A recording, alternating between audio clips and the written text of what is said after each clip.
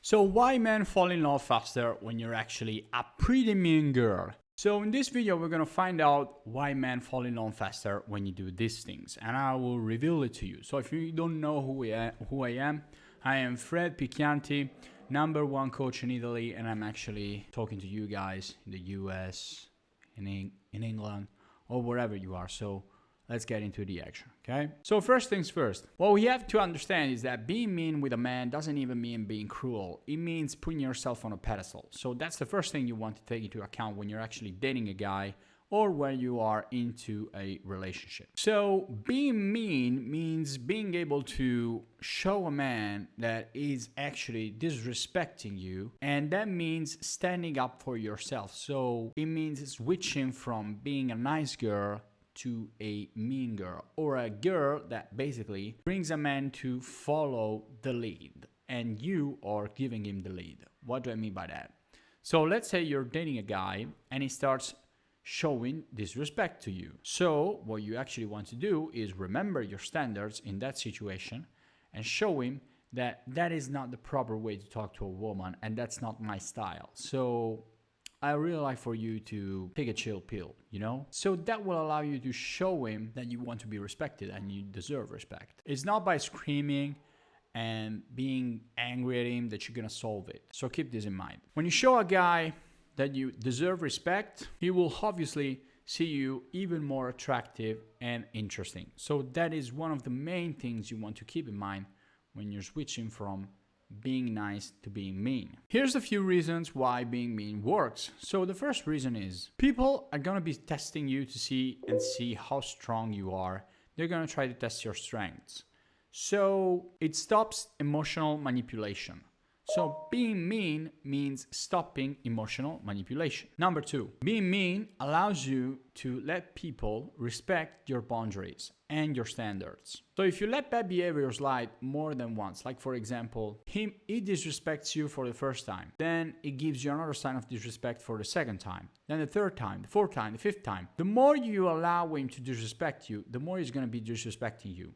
So each time you have someone that is actually disrespecting you, you want to be mean to them in a sense that you want to take the lead and show him how to act and behave around you before it's too late. So it has to be a punishment, quote unquote, that has to be done in the immediate time. The more you delay the quote unquote punishment, the worse it gets. Also, number 3, when someone is already invested in you and you show them that I have to respect you, they're gonna tend to fall in love faster. They're gonna show way more emotions towards you. Number 4, you're gonna increase your perceived value.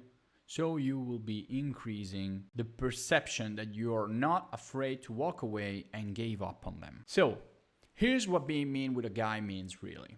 It means, first of all, standing up for yourself, putting yourself on the pedestal, raising it up for your standards, even if it feels quote unquote mean. Number 2, it's not gonna be aggression or abuse, it's gonna be controlled assertiveness or controlled leading, because you are leading someone else and showing them how you want them to act around you. Number 3, it's about being perceived as the bad girl or the asshole, quote unquote, and that means upholding your boundaries. So it means showing them that you really care about yourself. Being mean means just putting yourself on the pedestal. Take that into account. So what happens when you're mean with a guy and you show him that he has to respect you, otherwise it will be too late? First things first, it shows way emotional strength and leadership. Also, it implies you can protect yourself. Number 3, it shows emotional maturity and self-respect. Number 4, it creates a transformation effect. So people see you mean and going from nice to mean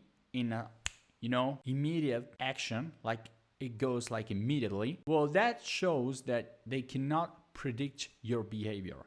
And the more a guy cannot predict your behavior, the better it is, because he's not gonna be able to understand if you're gonna switch on and off like immediately and just ruin the whole night. So they will feel like they're walking on eggshells.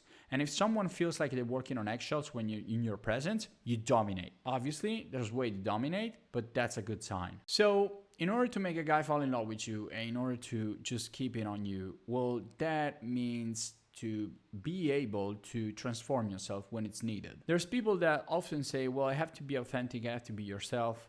You have to be yourself. Just be yourself, it's gonna be nice. Well, that's not gonna work always, because you have to be able to understand the environment that actually surrounds you. So you wanna be specific about what's going on, who's surrounding you, people you're talking to also. You want to feel like you know how to act, how to pretend, how to behave when you're in front of a guy or in front of someone else. So that means just having a emotional or social intelligence, which allows you to understand the right way to behave in order to get from point A to point B. Now, what should you not do? It's not about justifying you being toxic or manipulative or aggressive towards a guy. It's not about showing that you can dominate. It's about showing them that you are actually a woman who deserves self-respect and deserves respect from others. So she deserves respect from both sides, from yourself and from other people that surround you. Now, how should you actually be mean to a guy? Like, for example, you should be mean every time he does something that misses respect on you. So if he's missing the respect, well, you have to tell him immediately. But it doesn't have to be some way like you're punishing him. It has to be perceived as, well, that's not in my standards. You should control yourself. Well, you should keep your mouth shut when you say those things, because they're not gonna work on me. So it's a neutral way to use your tonality. Your tonality is gonna communicate to the other person what you really demand.